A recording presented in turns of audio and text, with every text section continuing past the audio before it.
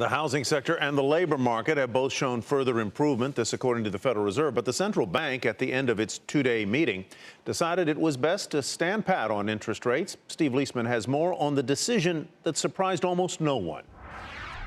Some changing language in the Fed's April policy statement that are prompting a market debate about whether the Federal Reserve could potentially hike rates in June or September, and whether the U.S. is on course for one rate hike this year or two.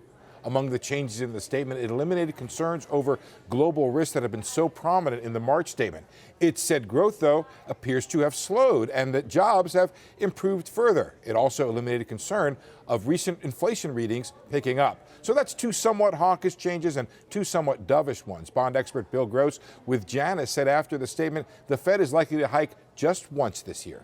I think over the next 6 months and the balance of the year that yes, we're going to see one hike and probably not two. So if you're asking for an over-under relative to two, I'd take the under. The CNBC Fed survey ahead of the meeting pegged August for the next hike, and so it still seems to be in line with a post-meeting debate that argues between June and September. I don't think the Fed's going to be in any hurry to raise rates because they're never going to want to have to roll it back.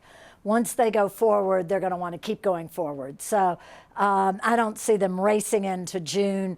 There's just too much contradictory information coming out, nothing that's actually pushing them to have to react. But economists over at HFE say, quote, the more positive tone than in March is consistent with officials tightening again as soon as the June meeting, but only if the data and markets are supportive. Speaking of data, there are two more job reports before the next meeting in June, but the real question is if the growth data turn around. Tomorrow, the government's expected to report gross domestic product at just 0.7% for the first quarter. That compares with a CNBC Rapid update of 0.9% and actual fourth quarter reported growth of 1.4%.